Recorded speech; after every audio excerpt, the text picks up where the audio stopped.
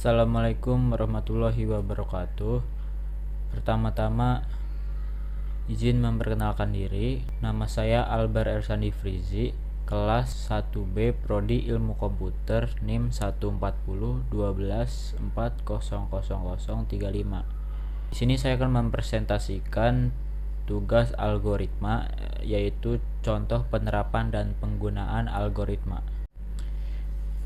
Yang pertama, sejarah algoritma. Saat itu Al-Khawarizmi menulis sebuah buku dengan judul Al-Jabar wal Muqabalah, yang artinya buku pemulihan dan pengurangan, dan bisa disebut juga The Book of Restoration and Reduction.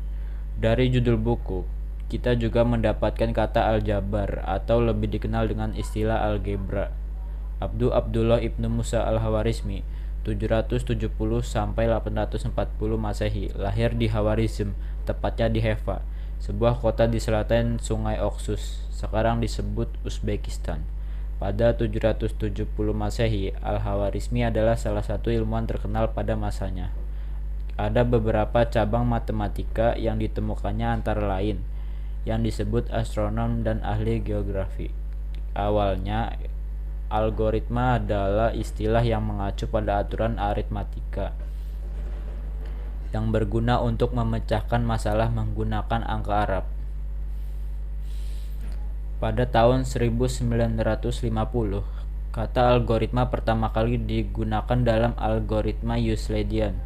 Euclid, seorang matematikawan Yunani, lahir pada 350 Masehi. Dalam bukunya Elements, menulis langkah-langkah untuk menemukan pembagi persekutuan terbesar, Common Greatest Divisor atau KCD, dari dua bilangan bulat M dan N. Tentu saja Euclid tidak menyebut metodenya sebagai algoritma. Itu hanya di zaman modern orang menyebut metodenya, yaitu algoritma Euclidean. Yang kedua, pengertian algoritma. Perkembangan ilmu pengetahuan dan teknologi memungkinkan manusia menghasilkan karya yang semakin canggih dan kompleks. Meskipun komputer dapat melakukan perhitungan lebih cepat daripada manusia pada umumnya, komputer tidak dapat memecahkan masalah tanpa diajarkan oleh manusia melalui urutan langkah algoritma yang telah ditentukan sebelumnya. Selain digunakan untuk menyelesaikan masalah oleh komputer, algoritma juga dapat diterapkan untuk menyelesaikan masalah sehari-hari yang membutuhkan serangkaian proses atau langkah-langkah prosedural. Algoritma adalah suatu langkah atau metode yang telah direncanakan secara matang sehingga terurut dan terorganisir dengan baik, dan biasanya digunakan untuk memecahkan suatu masalah dengan memberikan suatu instruksi sehingga menjadi suatu tindakan. Umumnya, algoritma akan digunakan untuk dapat melakukan perhitungan, melakukan inferensi otomatis, dan mengolah data pada komputer dengan menggunakan software tertentu. Selain itu, algoritma juga berisi serangkaian instruksi terbatas serta instruksi khusus untuk menghitung fungsi yang ketika dieksekusi dan diproses menghasilkan output tertentu dan kemudian berhenti pada kondisi terminasi yang ditentukan. Selanjutnya, jenis-jenis algoritma. Yang pertama ada algoritma brute force, mencoba semua kemungkinan solusi untuk menemukan hasil terbaik. Contohnya pencarian substring dalam string, sorting menggunakan bubble sort. Yang kedua ada algoritma greedy, mengambil langkah terbaik saat ini tanpa memperhatikan konsekuensi jangka panjang dengan harapan hasil akhir optimal. Contohnya algoritma Dijkstra untuk pencarian jalur terpendek. Yang ketiga ada algoritma divide and conquer, membagi masalah besar menjadi submasalah yang lebih kecil, menyelesaikan masing-masing lalu menggabungkan hasilnya. Contohnya merge sort, quick sort, binary search. Selanjutnya ada algoritma dynamic programming, menggunakan solusi dari submasalah yang telah diselesaikan sebelumnya untuk menghindari perhitungan ulang. Contohnya yaitu algoritma Fibonacci dengan memoization dan algoritma Knapsack. Selanjutnya ada algoritma backtracking, yaitu menyelesaikan masalah dengan mencoba semua kemungkinan solusi dan mundur jika solusi tersebut tidak valid. Contohnya penyelesaian Sudoku and Queen's problem. Selanjutnya yaitu fungsi algoritma. Beberapa fungsi dari algoritma adalah sebagai berikut. Yang pertama, membantu Anda memecahkan masalah tertentu dengan cara yang logis dan sistematis. Algoritma dapat digunakan lebih dari satu kali untuk menyelesaikan masalah yang sama. Selanjutnya, algoritma juga dapat digunakan untuk membantu memecahkan masalah yang kompleks dengan lebih sederhana. Yang ketiga, bagi programmer, algoritma akan memudahkan mereka untuk melacak setiap kesalahan yang muncul. Yang keempat, memungkinkan pemrogram untuk dengan mudah memodifikasi program tanpa mengubah total algoritma dan tanpa harus mengulang dari awal. Selanjutnya, pemrogram hanya perlu melakukan perubahan pada waktu tertentu, dan program dapat diperbarui untuk memperbaiki masalah yang muncul. Selanjutnya, ciri-ciri algoritma. Berikut adalah ciri-ciri algoritma. Yang pertama, input yang terdefinisi, yaitu algoritma dapat menerima 0 atau lebih masukan yang menjadi data awal untuk diproses. Yang kedua, output yang jelas.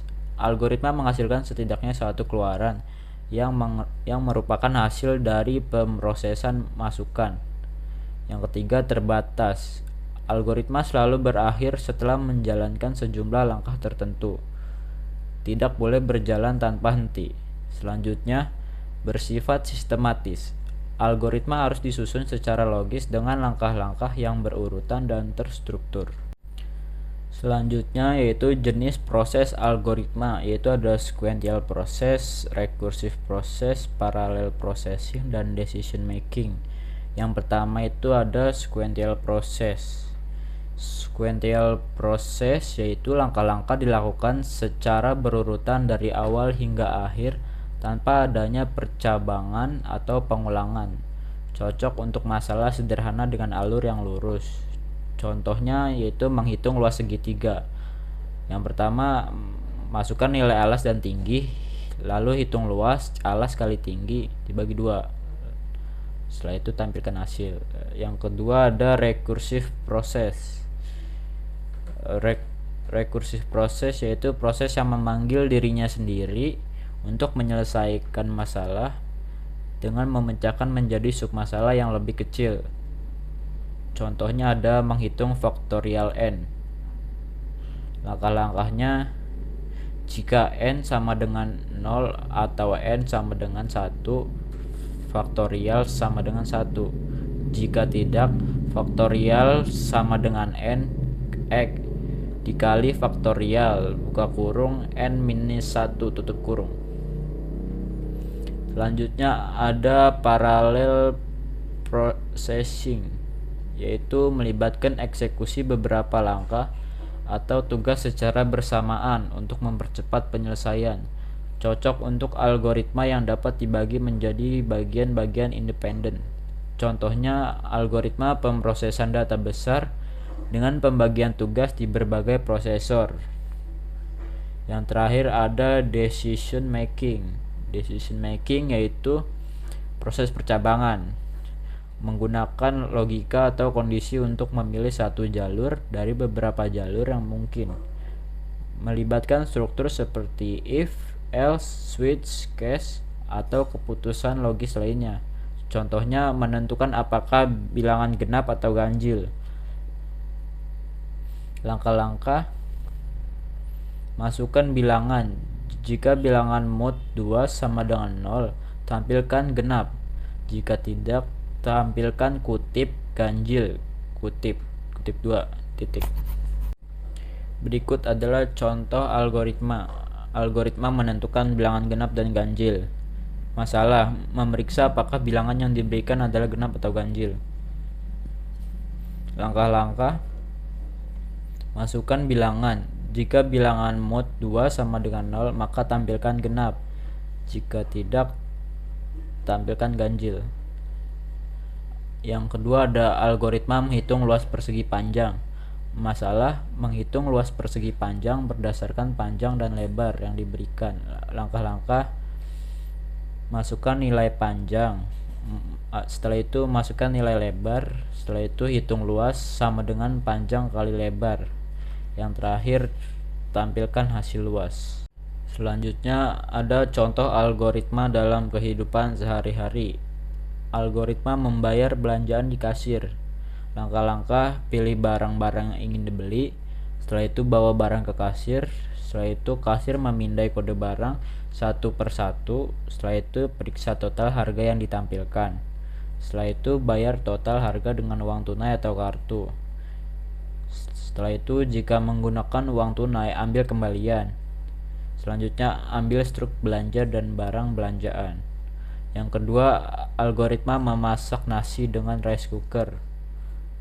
Langkah-langkah: yang pertama, ambil beras sesuai kebutuhan. Yang kedua, cuci beras hingga bersih.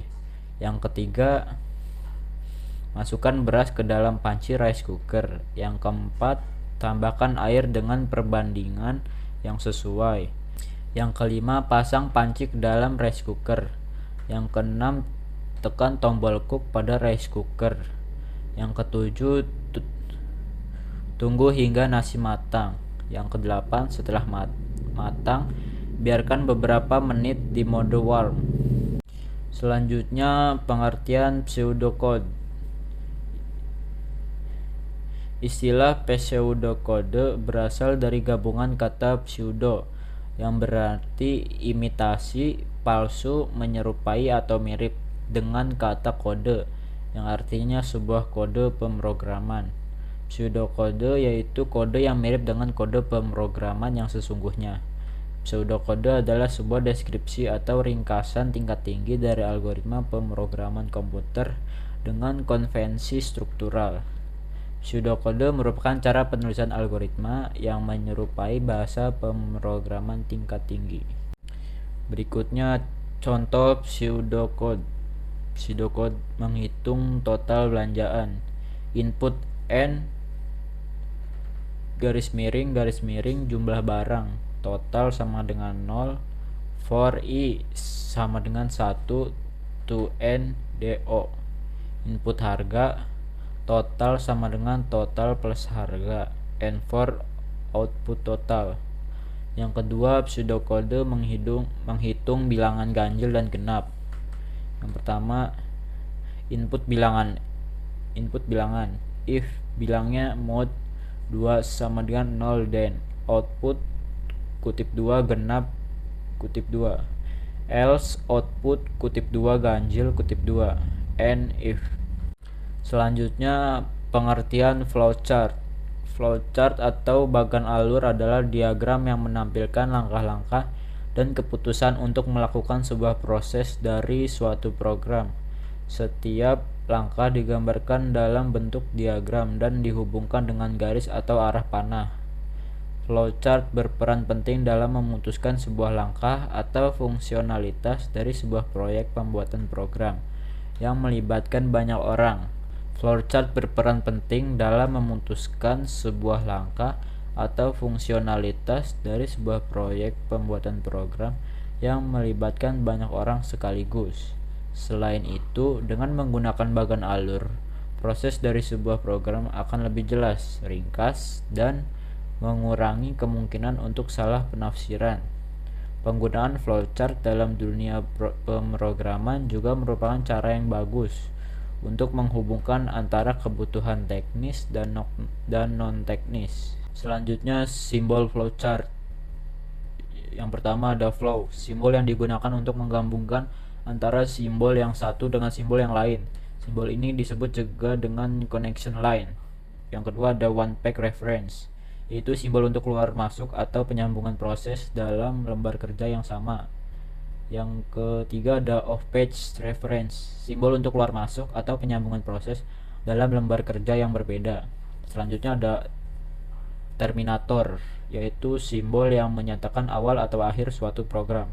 Selanjutnya ada proses, simbol yang menyatakan suatu proses yang dilakukan komputer. Selanjutnya ada decision, simbol yang menunjukkan kondisi tertentu yang akan menghasilkan dua kemungkinan jawaban, yaitu ya atau tidak. Selanjutnya ada input atau output, simbol yang menyatakan proses input atau output tanpa tergantung peralatan. Selanjutnya ada manual operation, yaitu simbol yang menyatakan suatu proses yang tidak dilakukan oleh komputer. Selanjutnya ada dokumen, simbol yang menyatakan bahwa input berasal dari dokumen dalam bentuk fisik atau output yang perlu dicetak. Selanjutnya ada predefined process, yaitu simbol untuk pelaksanaan suatu bagian atau subprogram atau prosedur. Selanjutnya ada display, simbol yang menyatakan peralatan output yang digunakan. Selanjutnya ada preparation, simbol yang menyatakan penyediaan tempat penyimpanan suatu pengolahan untuk memberikan nilai awal. Selanjutnya yaitu contoh flowchart. Yang pertama, mulai masukkan bilangan bulat, bilangan dibagi dua dengan operasi sisa bagi. Setelah itu sisa bagi sama dengan 0. Setelah itu ya menjadi genap. Jika tidak, ganjil. Setelah itu selesai. Terima kasih. Itu saja yang bisa saya sampaikan. Kurang lebihnya mohon maaf. Wassalamualaikum warahmatullahi wabarakatuh.